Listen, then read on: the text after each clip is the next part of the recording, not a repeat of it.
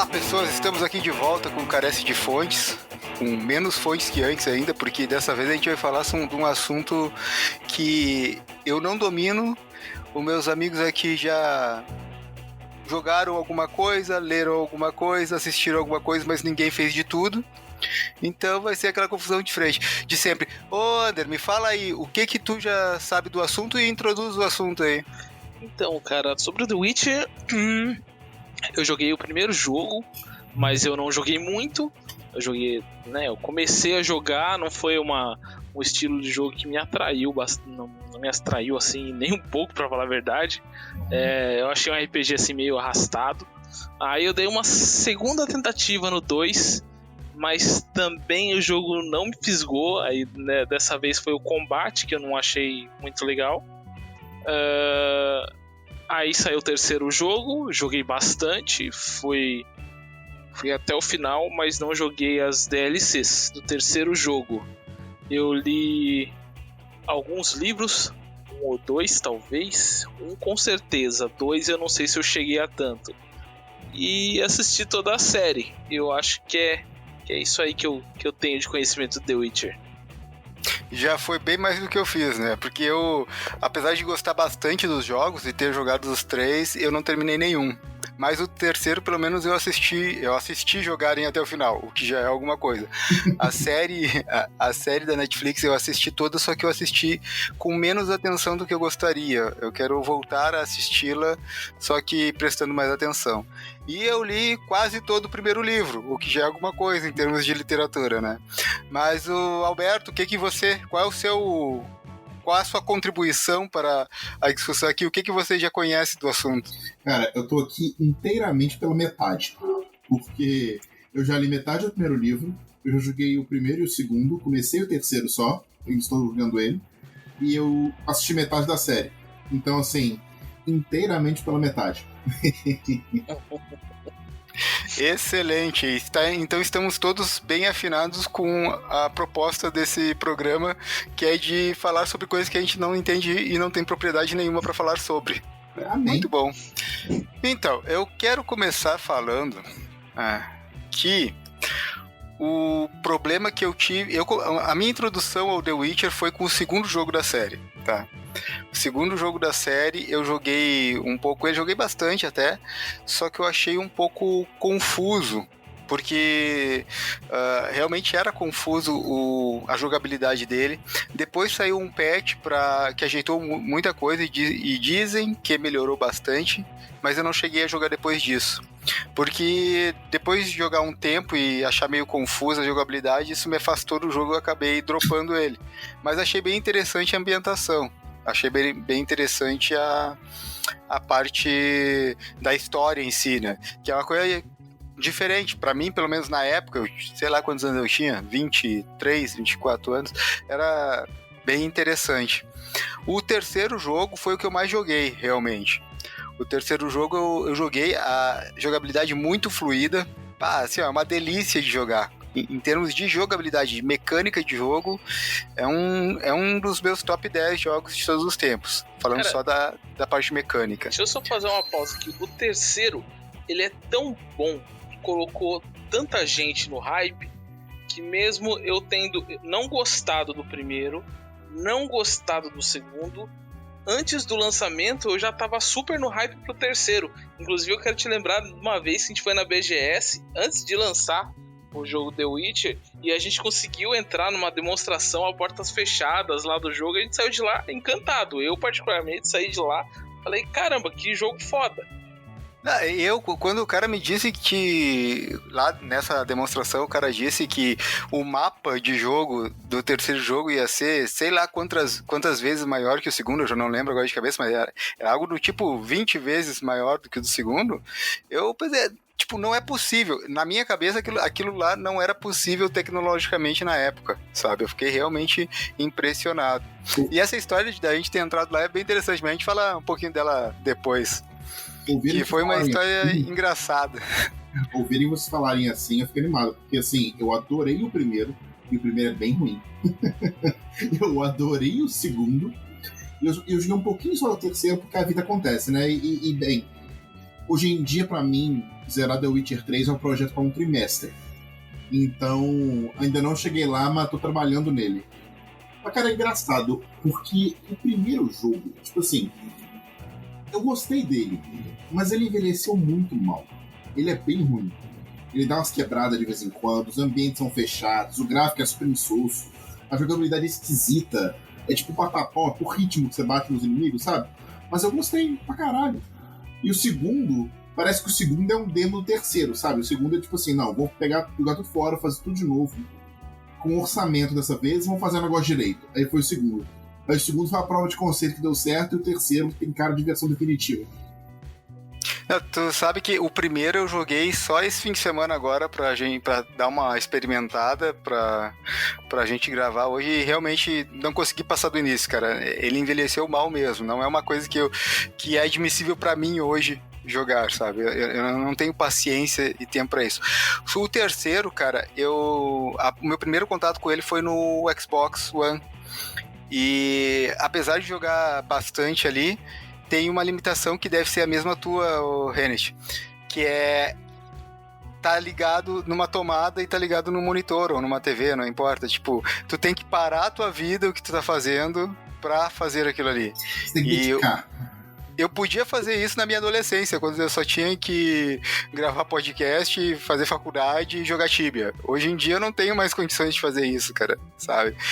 Hoje em dia eu voltei a jogar o The Witcher 3 e com o projeto de terminar ele, porque saiu pro Nintendo Switch. Como eu viajo com alguma frequência a trabalho, e eu fico bastante em hotel. Então aí no hotel pego o Switch ali, dou uma jogada e aí tá fluindo agora. Mas precisou sair de um modo portátil, realmente portátil, não só o notebook, pra eu conseguir jogar o The Witcher 3. Engraçado. E é um jogo excelente, né? E assim, ó, meus parabéns a quem fez o port pro Switch, porque o jogo tá perfeito ali. Se perde em gráfico? Sim, se perde. Mas toda a jogabilidade, toda a diversão, que é o que realmente me atrai, tá ali sem perda nenhuma, cara. Eu bato palmas pra quem fez esse port. É engraçado, porque quando eu era adolescente, eu valorizava a quantidade de horas que o jogo me dava de diversão. Tipo, nossa, joguei 150 horas, 100 horas, 120 horas, caraca, muito bom e tal. Hoje em dia, eu ainda gosto dessas experiências. Só que assim, se ela não for muito boa, eu não animo. Porque eu não quero gastar um trimestre. 120 horas pra mim de jogo é um trimestre, sabe? Se eu jogo no fim de semana, mesmo assim, de vez em quando. Então, um pouquinho durante a semana e tal. Então, assim, eu não vou gastar um trimestre pra jogar um trem mais ou menos. Sabe, eu tenho começado na minha vida a valorizar muito mais aqueles jogos que são experiências completas, pequenininhas, sabe? Tipo uma porrada de jogo indie que você vê por aí, uns jogos mais tipo God of War, sabe? É interessante isso. Como é que a vida acontece. Perfeito, cara. Eu posso dizer que na minha vida eu tô seguindo mais ou menos essa filosofia também. Quando eu vejo um jogo novo que parece interessante e descubro que ele leva 3 a 4 horas pra terminar, eu comemoro, cara. Porra, beleza, eu vou conseguir jogar, sabe? Experiência completa, não vou ter que parar no meio, demora 3 anos pra fazer. Sim, hoje em dia, em jogos, cara, eu não me preocupo mais com completionismo, nem de fazer 100%, nem de sequer terminar o jogo. Eu jogo até onde ele me diverte, porque tem mais coisa pra fazer e tem outros jogos que eu também quero jogar, sabe? Eu nunca me preocupei com esse lance, eu tenho que platinar o jogo, tenho que fazer tudo que o jogo tem que... Tudo que o jogo me oferece, eu nunca me preocupei com isso e agora menos ainda, cara. Eu tô nessa vibe aí também. Eu jogo até onde o jogo me diverte. Se eu não terminei, mas já fiquei de saco cheio, eu já largo mão, já deixo quieto já. Platinar o jogo mesmo eu nunca me importei, mas eu sempre, em RPGs principalmente, eu sempre joguei naquele estilo de ir em cada cantinho da caverna, tentar descobrir cada coisinha, cada ponto, talvez tenha um item diferente ali, talvez tenha um desdobramento da história que eu também quero saber qual é, nesse sentido não de completar, fazer todos os achievements, que isso aí também eu nunca me importei, mas hoje em dia nem isso dá pra fazer. Hoje em dia eu, em RPGs principalmente, eu sei que eu tô tergiversando e saindo um pouco do assunto, mas hoje em dia em RPGs principalmente, eu achei um estilo de jogo que me dá diversão e que eu consigo ignorar as partes que eu não vejo do jogo. Eu tento elaborar um personagem, mesmo que o jogo não tenha muito finesse em backgrounds e coisas assim, eu tento elaborar um personagem e imaginar como aquele personagem agiria. e ignorar todo o resto. Se tem 3 respostas para uma pergunta, mas uma resposta é a que ele daria, eu não tento ir atrás das outras. Eu vou naquela que ele falaria. E tá funcionando para mim. Tá me dando uma boa diversão e tá me poupando bastante tempo. Falando em boa diversão, um negócio que eu quero puxar que é uma das coisas que eu achei mais interessantes em The Witcher é a vibe Sherlock Holmes dele. Porque, assim, ele é um caçador de monstros. E direto nos 3 jogos, em vários momentos, assim, ele chega numa vila, ele pega uma missão, aí vai conversar com alguém. Aconteceu tal coisa, meu filho foi levado durante a noite e tal. Aí ele vai até o quarto do filho. Ele vê uma mancha de sangue. Ele vê a mancha de sangue, vê um rastro, não, pode ser um bicho tipo assim, não sei o que, não sei o que. Aí ele vai seguindo o rastro, não, é um bicho assim, não sei o que. E ele tem essas características. Então eu tenho que me preparar dessa forma pra eu vencer ele. Assim, como é que ele é um investigador pra assim, entrar na cena do crime e chegar até qual o monstro que é e qual a melhor forma de derrotar ele. E se você não se preparar, você vai morrer. Tipo assim, ele faz isso ao longo de todos os jogos. Eu acho isso muito, muito legal. É das coisas mais únicas de The Witcher pra mim, que mais me chamou a atenção, sabe? E que em todas as mídias que ele tá, aparece. É o único igual o Batman, né? É tipo isso. É o que eu ia falar agora. Essa parte aí é muito parecida com a série de jogos do Arkham, do Batman.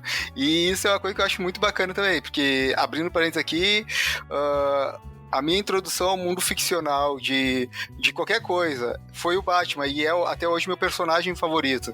Então, essa parte me marca assim como num nível sentimental mais profundo do que deveria e do que eu gostaria de admitir. Eu acho isso muito legal mesmo. Aliás, fica como tema para algum outro podcast a gente fala sobre Batman. Quero muito. Não, eu ia estar com a mão levantada aqui para falar isso. Quero muito a série Arkham, nossa. Tudo, né? Mas a série Arkham, nossa.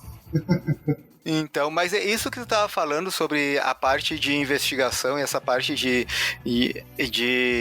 chegar, pegar uma missão e investigar, ver o que está acontecendo, pegar pistas, tentar descobrir os pontos fracos do inimigo que vai aparecer, tentar se preparar, porque senão tu vai se ferrar muito.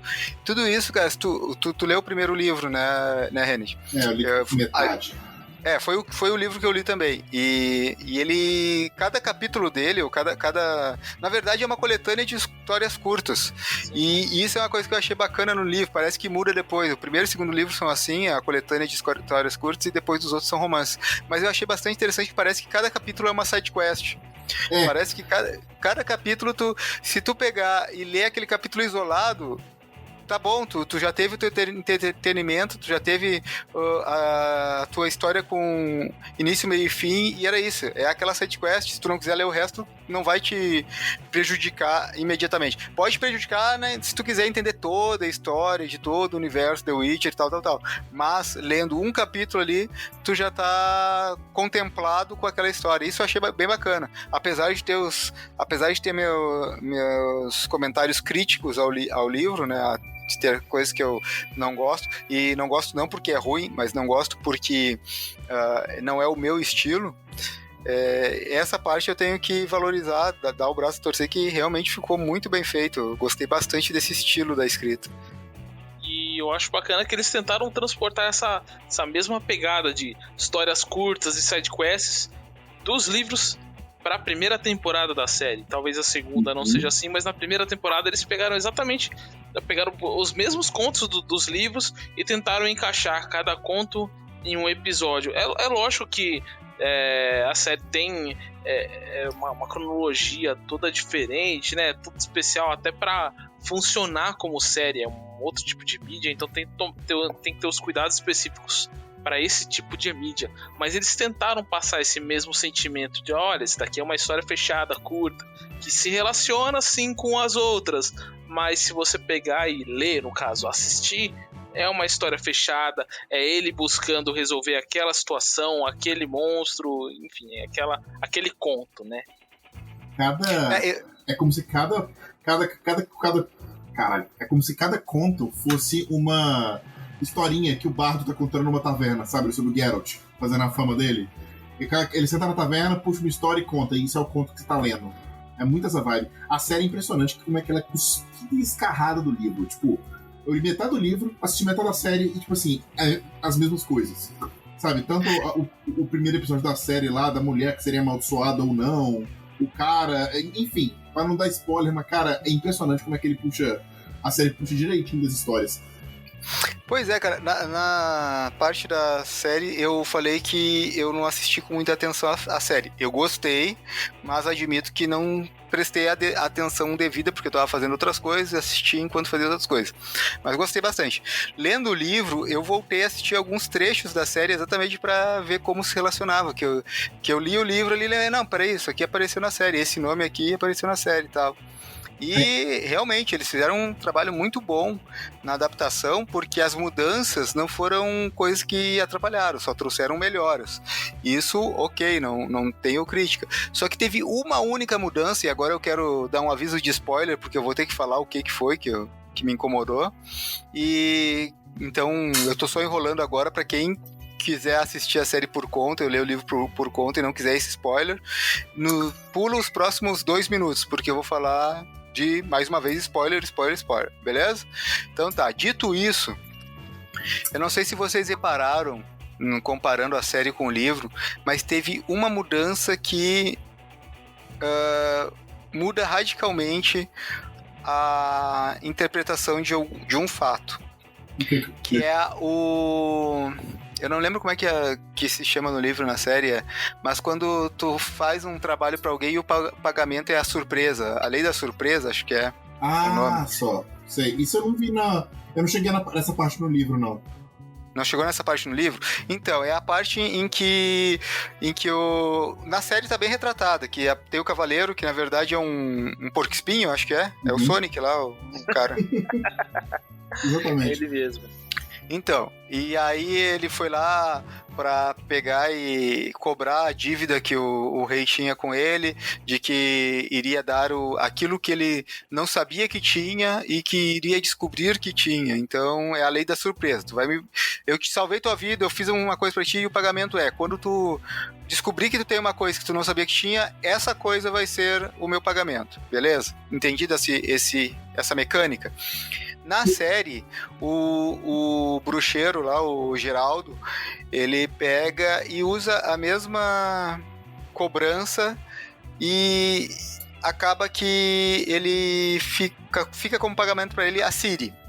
E ele não queria isso, ele tipo, que merda, não era isso que eu queria, tipo, acho que ele até diz oh fuck, ou algo assim. Que na verdade ele não queria nada, né? Fica bem claro que ele não queria nada e que menos ainda uma pessoa, né? Eu não entendi. Você falou, eu confesso que fiquei confuso. Tipo, quando eu descobri que a pessoa tem uma coisa que eu não sabia que ela tinha, essa coisa é minha. Não, olha só, vamos supor, você salva a minha vida. Aí, como pagamento, aí eu falo assim, não, como pagamento eu quero que você me dê algo que você ainda não sabe o que é. Você não sabe que tem. A próxima coisa que você descobrir que você vai ter, que você vai ganhar, eu quero isso como pagamento. Né? No livro e na série também fala que na maioria das vezes isso acaba se tornando como uma safra de uma colheita ou alguma coisa assim. Só que nos livros, por coincidência ou não, nos casos mostrados, acaba sendo uma criança, né? O filho daquela pessoa que está devendo, no caso. Por exemplo, a próxima coisa que eu cheguei a ter e que eu não tinha, sei lá, minha mulher engravidou, então fudeu, a criança da pessoa, tipo isso? Exatamente, e esse é exatamente o que acontece na série e no livro. Mas na série que o porco-espinho ele evoca a lei da surpresa pra casar com a mulher. Qual foi a parada que ele evocou, então? É porque é o seguinte, ele tinha salvado o pai da mulher, salvado a vida do pai da mulher, e ele não sabia que a esposa estava grávida daquela mulher. E a surpresa que ele teve foi, eu tenho uma filha, então a filha é do cara. Só que ele só foi cobrar essa dívida anos depois, quando ela já estava na idade de casar. Entendi. Então ela seria dele. Deixa eu reafirmar aqui só o aviso de spoiler, porque a gente ainda não acabou de dar spoiler, tá? Eu falei que ia dar 2 minutos e já passou bem mais que isso. Mas continua spoiler. Enfim, na série, o Geraldo diz que ele quer evocar a lei da surpresa, que ele não quer nenhum pagamento. Aí como ficou insistindo pra ele um pagamento, ele diz, então me dá a lei da surpresa. A próxima coisa que tu tiver, que tu não sabia que tinha, vai ser minha. E aí a mulher se vira pro cara e diz, eu tô grávida. Tipo assim, na sequência, ele fala... Exato. E aí o Geraldo já tá saindo do baile quando ele vê isso e aí, oh, fuck, sabe? Tipo, não é uma coisa que ele queria. Só que no livro, tem um detalhe que é bem diferente. Que é a mesma cena, quase, só que tem um detalhe diferente. Durante a luta, o Geralt percebeu que a mulher estava grávida. E ele invocou a lei de surpresa de propósito, sabendo que ele ia ganhar a criança. Gente, isso fica... muda pro oposto. Exatamente. Por isso que eu digo que isso foi uma coisa que... Não é que eu não gostei, mas é uma coisa que me levantou as orelhas. Depende de como lidarem com isso por um lado ou pro outro, pode ficar legal ou pode ficar uma merda, sabe? Porque é diametralmente oposto. No livro ele sabia, porque assim, no livro, até nesse conto do livro, ele meio que pincela a ideia de que os bruxos não nascem. Os bruxos são escolhidos pelo destino. E essa lei da surpresa seria mais ou menos uma forma de fazer com que o destino decida o que vai acontecer com a criança e que vai aparecer um novo bruxo. Ah, entendi. Então... E os bruxos estão acabando, tipo, tá diminuindo o número de bruxos nos livros. E aí o Geraldão lá vai dar uma desperto, vê que a mulher tá grávida, eu quero a lei da surpresa, a próxima coisa que tu não sabia é minha. E aí é a criança que é a Ciri. E aí o resto continua igual. Mas esse detalhe muda muito o sentido da coisa.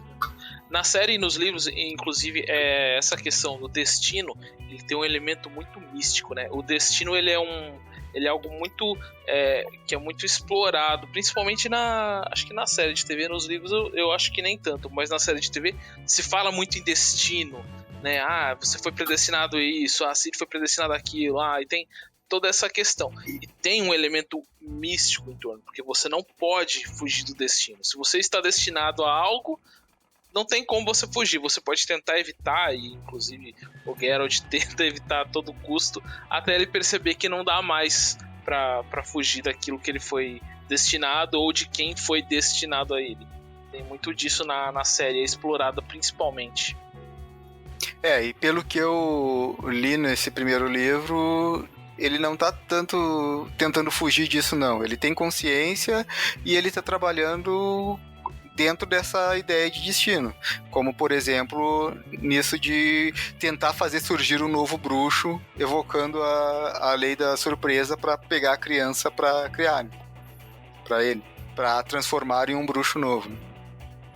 Mas enfim, é só um detalhe. De resto, a adaptação eu achei muito boa, ela adapta muito bem. Falando em termos de narrativa, né, eu não saberia dizer, né, em termos de caracterização de personagens, porque eu vejo que a caracterização do Geralt na série, ela é muito baseada nos jogos. Mas dos outros personagens não, é mais baseada nos livros. Só que eu não tenho o domínio suficiente dos livros para dizer se é uma boa caracterização ou não.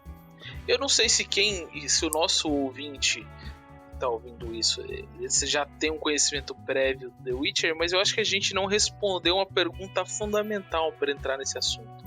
O que é um bruxo? Qual a definição de bruxo nesse universo?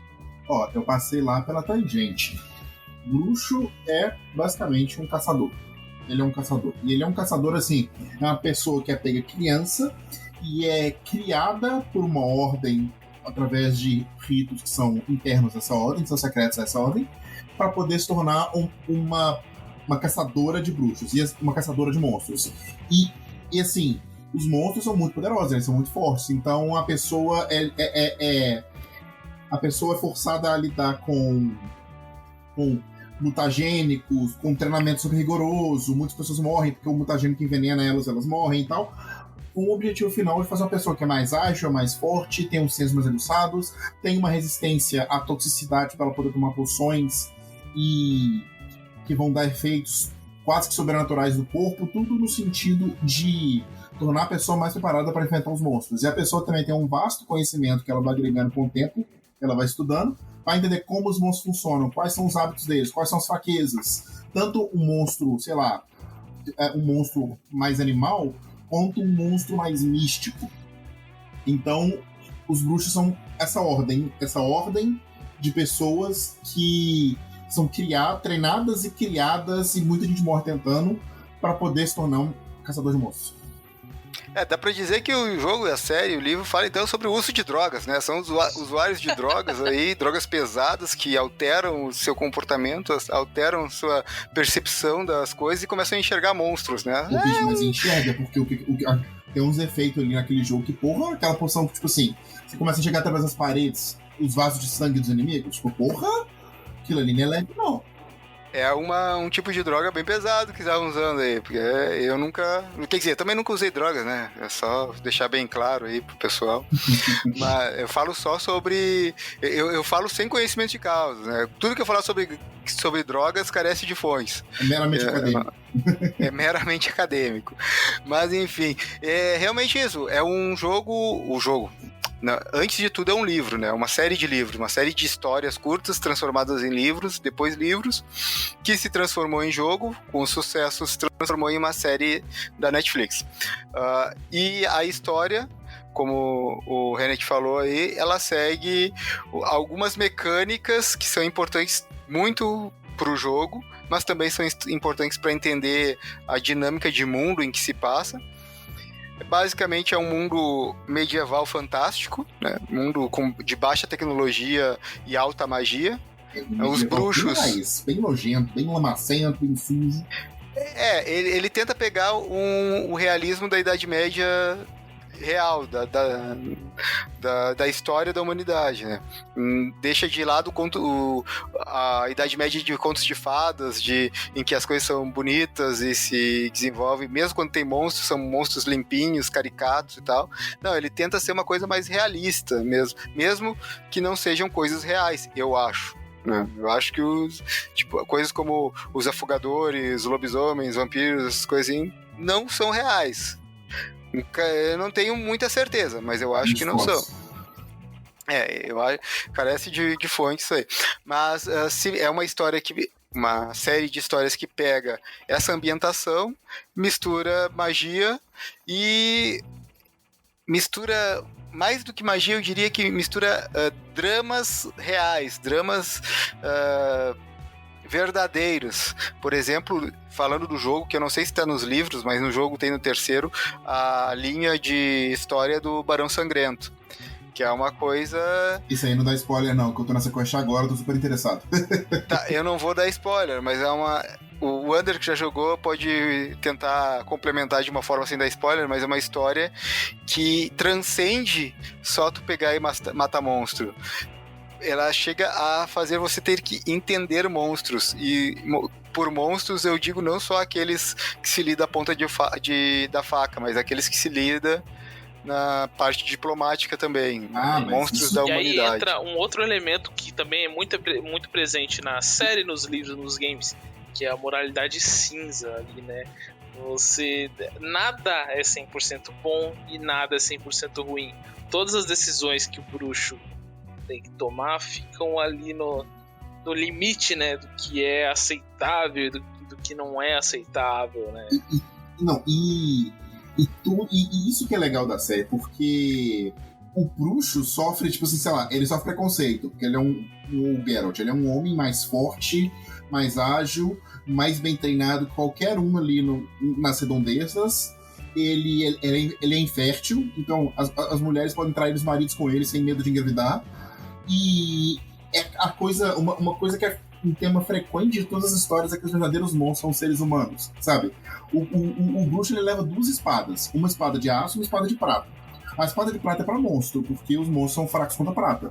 E a espada de aço é a espada normal pra lutar contra gente. E é legal, tipo assim, tem uma fala, não lembro aonde que eu vi, se foi no livro, no jogo, enfim, na série, alguém vira pra ele e fala assim, não, essa espada aí é pra monstros. E essa outra? Aí ele vira, não, as duas são pra monstros. Exatamente. No sentido de que o ser humano, às vezes, é muito mais monstro do que o próprio monstro, sabe? É muito legal. Sim, esse negócio que tu falou agora há pouco de os bruxos são estéreis e aí a mulher poderia atrair marido sem preocupação de engravidez e tal.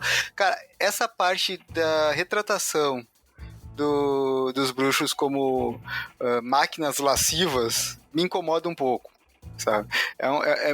Eu acho que... Eles ou do Geralt?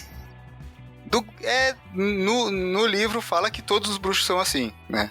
No jogo tu tem contato só com o Geralt e no livro, os livros são centrados no Geralt, mas em alguns momentos os NPCs, entre aspas, do livro falam que bruxos são assim. Isso me incomoda um pouco porque é uma coisa que eu acho que citar uma vez ou outra contribui para construir o personagem. Agora, ficar martelando o tempo todo disso só me enche o saco, sabe? É uma coisa que... Mas, assim, pode ser eu... Pode ser eu do alto dos meus 30 e poucos anos, que não sou mais adolescente, e acho isso tão coisa de adolescente, sabe? Mas tem que levar em consideração também que, tipo assim, cara, assim, mandando a real, eu não gostei do livro. Eu li metade do primeiro livro e não terminei porque eu achei chato.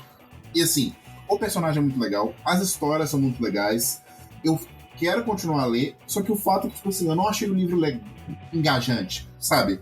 E assim... Cara, que bom que tu falou isso. E tipo assim, é o primeiro livro do cara. Não é pra ser bom, necessariamente, sabe? Eu tô escrevendo um livro, eu tô na terceira versão dele. E eu tô reescrevendo, ajustando um monte de coisa, porque, cara, não fica bom. Escrever é um trabalho técnico. Manter a curva dramática, manter o engajamento de quem tá lendo e tal, isso é um trabalho técnico e é difícil de fazer. Então, eu não duvido que o cara tenha escrito os negócios, depois dado as caneladas, e mais pra frente ele vai se ajeitando, sabe? Isso. Não, tudo bem, e eu dou crédito também pro primeiro livro, que ele não é um livro, ele é um amontoado de histórias curtas, né? Ele é diferente de um livro que tu tem que ter início, meio e fim dentro do livro. Não, ali ele... E é interessante que no próprio jogo acontece um pouco disso também, tipo assim, quer dizer, eu não sei se os livros mais pra frente se afastam um pouco dessa parada do Geralt, ser lascivo, mas nos jogos é interessante, assim, no primeiro jogo, cara, na boa, acho que são umas 10 ou 15 mulheres que você pode pegar ao longo do jogo. É tipo assim, é demais. Já no segundo, é tipo assim, é uma ou outra pontual, e depois ele só fica com mulheres que tem a ver com a história e com ele, tipo a Yennefer, a atriz. Então, assim, esse componente fica muito mais uma coisa pra desenvolver o personagem e a história do que qualquer outra coisa. Então, o jogo evolui muito nesse sentido. Certo. E só pra complementar da parte do livro que eu falei, que bom que tu falou que não gostou, cara, porque eu tava achando que eu era o único cara que não tinha gostado. E é o seguinte, eu dou o mérito das histórias curtas que parecem side quest, achei isso muito legal, essa forma, a ambientação é muito legal, mas a forma de escrita me incomoda, me parece muito canastrona. Eu não sei se é culpa da tradução, né, porque eu li em português, e mesmo que eu lesse em inglês, ainda assim não seria o original, porque o inglês também é uma tradução e eu não entendo a língua original. E talvez tenha se perdido alguma coisa em tradução, mas eu achei uma narrativa muito canastrona, muito artificial. Não tô dizendo que é ruim, eu tô dizendo que pra mim não agrada, e eu não gostei por causa disso. Você não sente tensão ao longo da história, você não entra muito, sabe? Tipo, da metade que eu li, o ponto que eu mais gostei é o ponto lá das crianças amaldiçoadas. Que o cara fala lá, não vale spoiler não, mas assim, o cara fala lá que uma vez teve uma confluência de esferas de astros e todas as crianças, e foi profetizado que todas as crianças que nasceram durante essa confluência seriam horríveis e iriam destruir o mundo. Aí começou uma caça às bruxas para caçar bebês que nasceram em determinada época e matar os bebês. E ao fazer isso, o pessoal foi abrindo os bebês e foi descobrindo que eram todos totalmente bizarros, retorcidos, cheios de mutações, que ia dar muito ruim mesmo e tal. E basicamente, a história tem a ver com uma criança que cresceu e é adulta e é a coisa. Tipo assim, a criança é amaldiçoada e por isso tá fazendo merda, ou ela foi perseguida a vida inteira por isso que ela tá fazendo merda. E essa história eu achei legal no livro. Mas as outras, bicho, tipo assim, nossa, eu fiz um esforço pra seguir. A falta de massa. Isso que tu tá falando agora me lembrou de outra coisa que é mérito do livro também, que eu achei legal. Eu não sei se vocês perceberam... Bom, vocês devem ter percebido isso, porque ele fala com alguma frequência. Mas em vários momentos ele retrata, o autor retrata dentro do livro contos de fadas e histórias que a gente tem dentro daquele ambiente. Tipo, Branca de Neve e Sete Anões, por exemplo. Isso, eu acho legal. O Chapeuzinho Vermelho, essas coisas assim, tipo, ele não menciona, essa é a história do Chapeuzinho Vermelho, mas ele menciona a história de uma menina que foi devorada por um lobo quando estava perto da cabana da avó, por exemplo, sabe? Você consegue relacionar, né?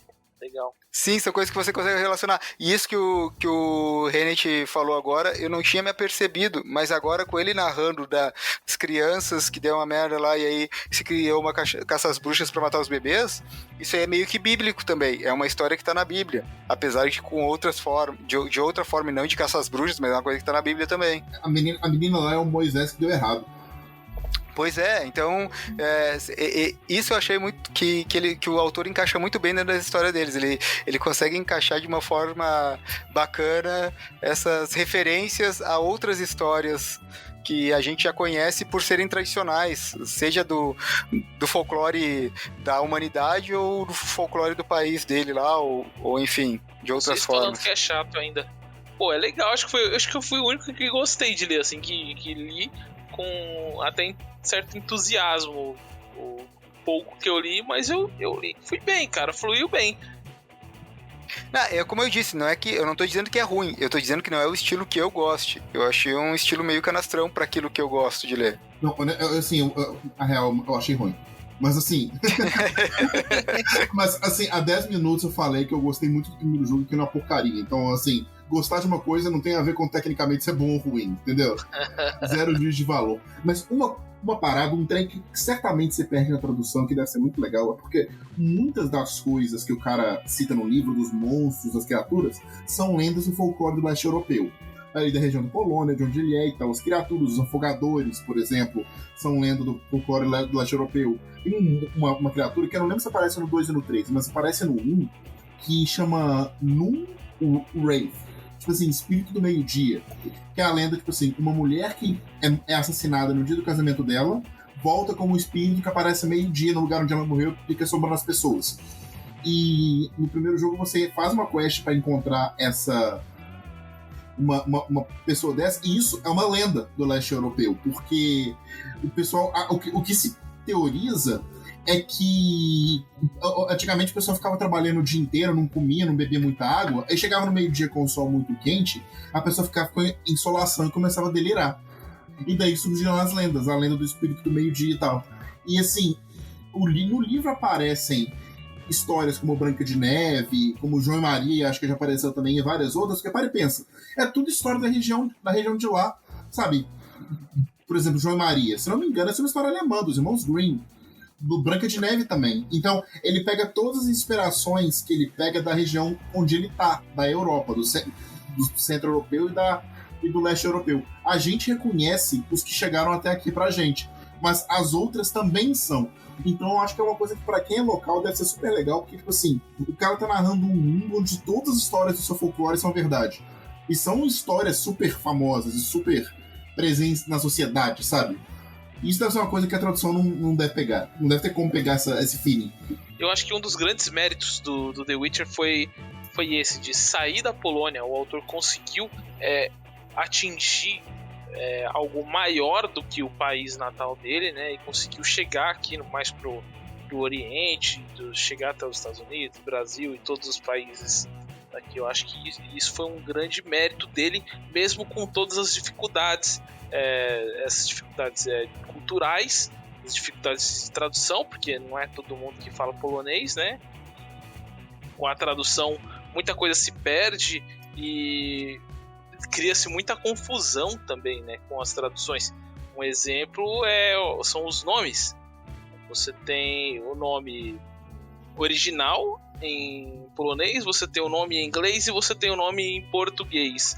Tem personagens que tem 3 nomes aí. Não, falando em confusão, o cavalo na série da Netflix me incomoda. Porque o Geralt chama o cavalo, o Henry Cavill chama o cavalo de Roach, e a tradução vem em polonês. Vem Plotka. É Plotka, eu não sei se é Plotka, porque o L é cortado. Parece uma runa, sabe? Mas. Cara, por que isso? Isso me incomodou. Por que Plotka... o nome do cavalo é falado em inglês, é legendado em polonês e eu não falo polonês, então foda-se. É a confusão. E a outros personagens também se aplica. Por exemplo, o personagem, aquele druida, né, que protege a Ciri, que ele é o Arminho, em português é o nome dele. Em inglês, o nome dele é Mousesack, e eles falam Mousesack na série. E o nome original dele, que não sei se aparece na legenda, é Misowar, uma coisa assim que eu não sei pronunciar porque é polonês. Eu até entendo algumas traduções tentarem buscar o sentido do nome, porque, por exemplo, o Dandelion é dente de leão, é uma flor, e o nome dele em inglês e em polonês é outro nome e também é uma flor. Então, tipo, a tradução para Dandelion é uma forma de tentar buscar o sentido de por quê? Porque ele é um pavão, né, cara? Ele tem aquele estilão dele e busca isso na tradução. Isso eu até entendo. Mas tem coisas como o do Arminho que eu realmente não entendo o porquê dessa tradução. Isso é a arte da localização. Você não quer fazer uma tradução literal das coisas, você quer traduzir o feeling daquela coisa, sabe? Ou você vai localizar, por exemplo, o que eu sempre lembro é o de Harry Potter, o gato da Hermione de Harry Potter. Que em inglês ele chama Shenko não sei o que, nem sei o nome em inglês. Em português ele chama Bichento. E a tradutora diz que ele chama Bichento porque Bichento é uma gíria nordestina, não sei de onde, do Nordeste, pra pernas arqueadas. Que é mais ou menos a vibe dele em inglês. Então, assim, isso é legal. Mas me intriga, o cavalo me intriga, por exemplo. Porque o cavalo em inglês chama Roach, que é barata. E em português, no jogo, ele chama carpeado. O Roach não é de barata, tá? O Roach seria de um peixe, por isso que foi traduzido como carpeado. Ah, sério? Roach é um peixe? Olha lá. Sabendo disso faz sentido. Eu fiquei louco pra ver a legenda, não, vai ser barato ou vai ser carpeado? Aí apareceu o plot, que eu, porra. Então a tua reclamação é da tua frustração, Renate. Não, com certeza. Absolutamente frustrado que eu não entendi o negócio. Teve mais uma coisa que me incomodou no livro, que é a sabedoria de livrinho de banca de jornal que eles usam muitas vezes. Você entende o que eu quero dizer? Por exemplo, o Geralt, eu vou ler aqui, eu destaquei uma parte no livro, eu vou ler. Não é spoiler porque é só uma frase do Geralt, né? Mas o Geralt fala: um mal é um mal, Stregobor. Retrucou seriamente o bruxo, pondo-se de pé. Menor, maior, médio, tanto faz. As proporções são convencionadas e as fronteiras imprecisas. Não sou um santo eremita e não pratiquei apenas o bem ao longo da minha vida. Mas se me couber escolher entre dois males, prefiro abster-me por completo da escolha. Tá, ok, o mal é mal. Agora, terminando a citação. O mal é mal, tá, beleza. Ok, dá pra citar. Só que isso aqui é sabedoria de panfleto, cara. Tu chega no jogo e 11 de cada 10 quests tu tem que escolher entre um mal ou outro. Sabe? Essa sabedoria de panfleto aqui é da boca pra fora, cara. Não funciona no mundo real. E isso me incomoda que aparece em outros pontos também. Me incomoda porque aparece em outros pontos e... Aqui, eu tô lendo no Kindle, tá? E dá pra ver quantas pessoas destacaram essa mesma frase. E aqui diz que 372 pessoas destacaram essa mesma frase. Ou seja, tem gente levando isso a sério. Tudo bem, pode ser que nem eu que destaquei só para poder falar aqui no podcast, mas eu não acho que tenha 372 pessoas falando em podcast, por isso destacaram essa frase. Então tem gente levando a sério essa frase. Isso aqui é sabedoria de panfleto, é sabedoria que é da boca para fora, não se aplica ao mundo real. E isso acontece em outros pontos do livro também e me incomodou um pouco isso. Mas também é mais um daqueles incômodos que é pessoal, não é que isso torna o livro ruim, é só coisa que eu não cai no meu gosto. Uma coisa que cai no meu gosto, eu vou te falar. Tem uma cena no primeiro episódio da série que é sensacional, que é lá em Blaviken, que é uma luta. E a luta inteira é feita com um plano de sequência. E tipo assim, em 15 segundos o Geralt matou 8 pessoas. Cara, eu precisava arrumar um jeito de falar daquela cena aqui, porque aquela cena é muito doida. E foi aí que ele ganhou o apelido do carniceiro de Blaviken. Tipo assim, a cena é ágil, você entende tudo que tá acontecendo, é um plano sequência, e a cena é super ágil, não é um plano sequência afastado, velho. Nossa, quando eu assisti essa luta, e assim, parou o plano sequência, eu pausei a série pra aplaudir a televisão, sabe? Só em casa, tipo, velho. Essa cena foi sensacional mesmo, foi muito boa. As cenas de ação na série são fantásticas, cara. Não. Nossa, a atuação é boa. Aquela cena que, pra não entrar em spoiler, mas aquela cena acho que é no episódio 3, em que ele passa uma madrugada combatendo um bicho dentro de um castelo. Eu também achei muito eu fiquei boa. cansado por ele assistindo aquela cena. Sim, muito bem feita. E parece que é transcrita palavra por palavra do livro, sabe? Isso, exatamente. A de Blaviken também ficou assim. O episódio de Blaviken parece que é ipsis literis do que tem no livro. E essa aí também, da Striga, parece que, tipo assim, o cara pegou o conto, jogou e falou assim, isso aqui é o roteiro, sabe? Ficou igual. Eu gostei, isso é um elogio. Porque, assim, a história, por mais que, por exemplo, assim, eu critique o livro, eu não acho que a história é ruim. Eu acho que a execução, a forma de contar a história no livro que fica ruim. Quando você pega a mesma história e bota na mão de outra mídia, de outra pessoa, e a pessoa conta essa história de uma outra forma, a mesma história, aí fica do caralho, sabe? Então, a história é boa.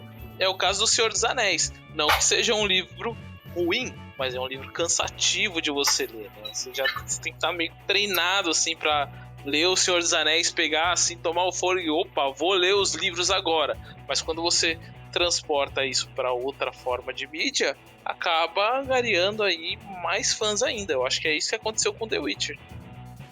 Senhor dos Anéis é uma coisa que eu até quero fazer um podcast só sobre isso em outro momento. Mas falando sobre o livro, eu, só como curiosidade, eu comecei a ler umas 4 ou 5 vezes e desisti na, sei lá, 10ª página, antes de criar coragem e realmente ler o livro da história, porque eu sabia que a história era boa. Isso foi quando eu era adolescente, eu tinha uns, sei lá, 15 para 16 anos.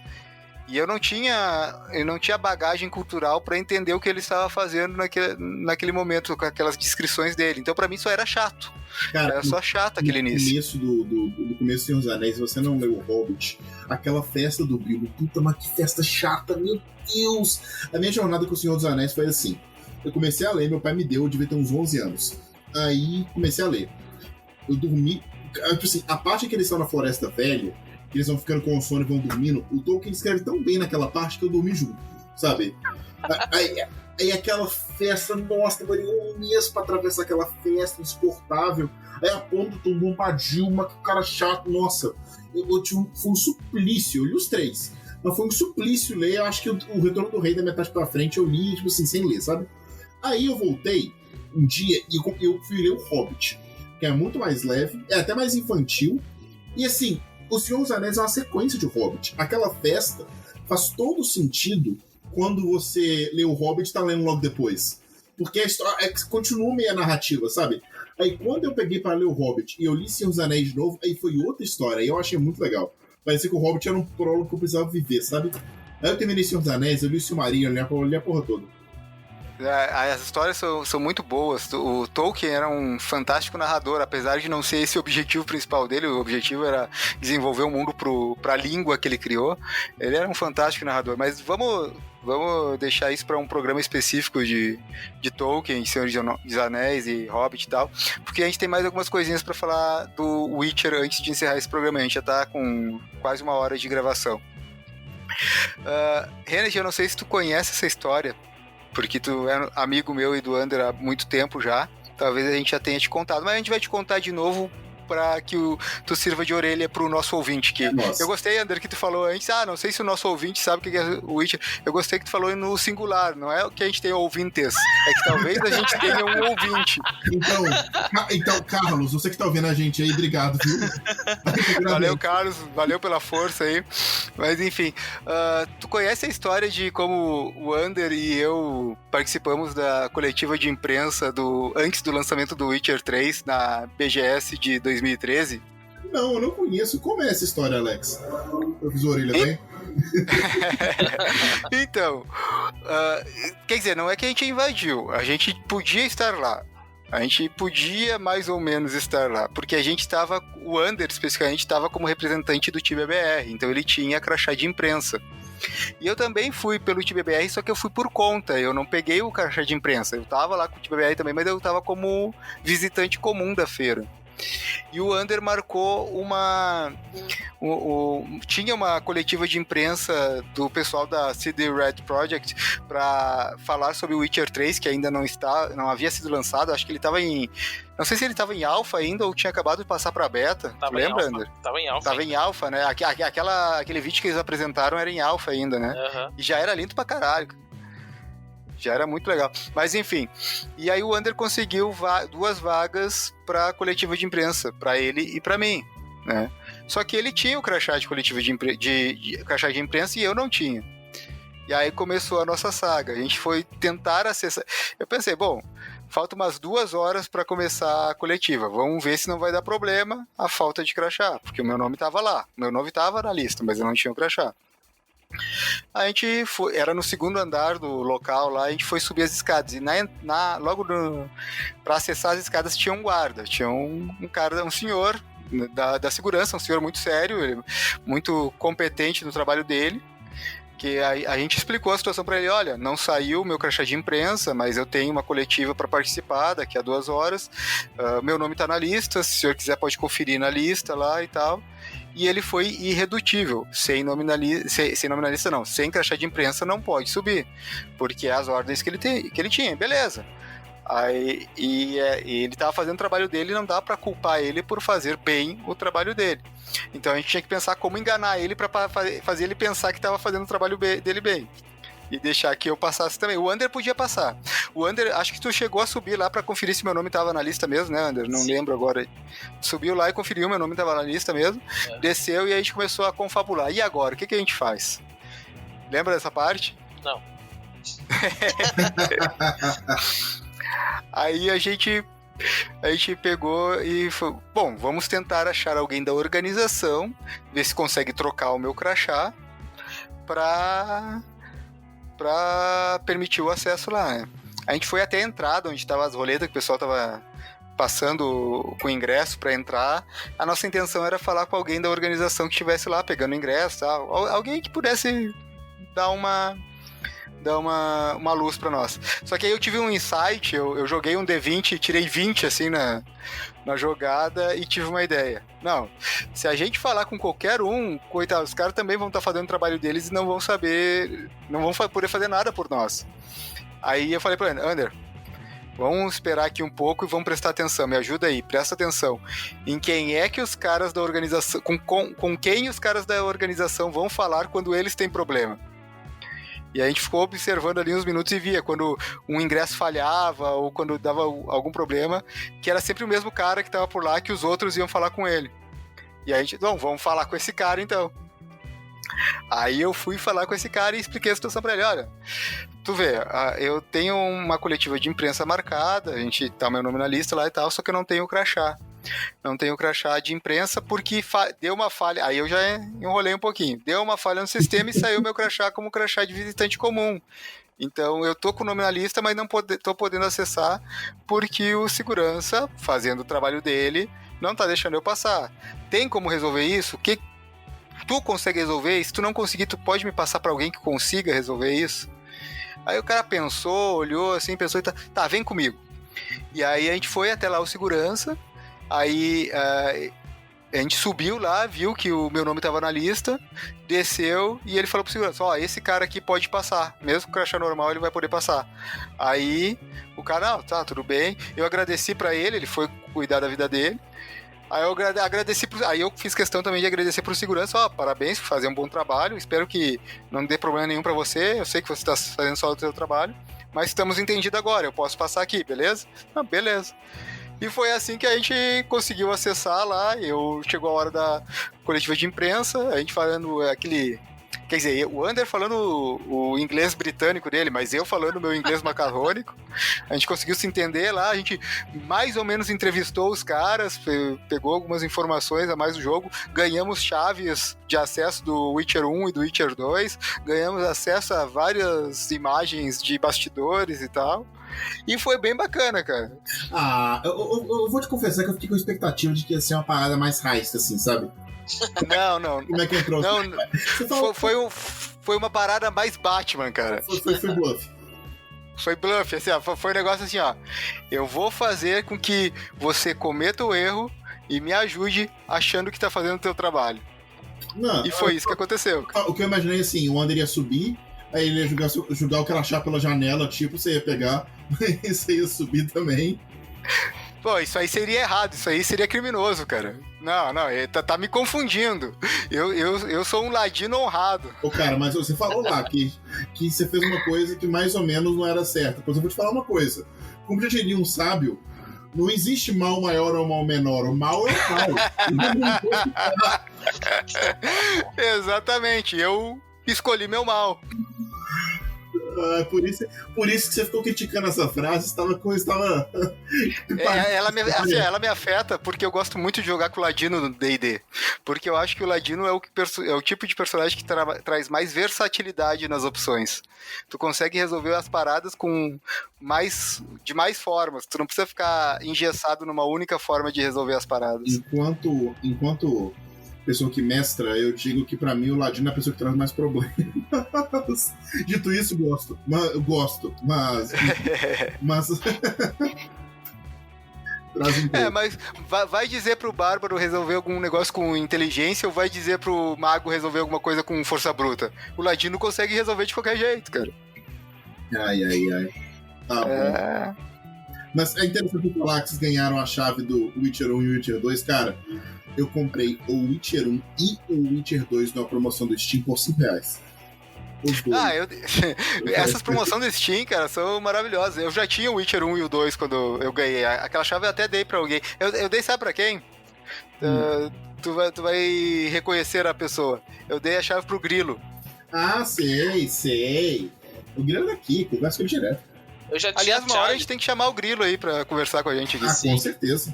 Eu já tinha as chaves também, eu já tinha ganhado antes que, tipo, a CD Projekt Red distribuiu essas chaves aí, mais do que água, cara. Foram dadas essas chaves aí por todos os cantos, cara. Acho que todo mundo tem esses jogos e ninguém nunca jogou. Não, cara, não é que ninguém nunca jogou. Eu joguei meia hora de cada um. Não, o 2 eu joguei acho que umas 2 horas. Pô, o 2 é legal, mano. O 2 é bem feitinho. O 1 é uma bosta, mas eu gostei. Mas é uma bosta.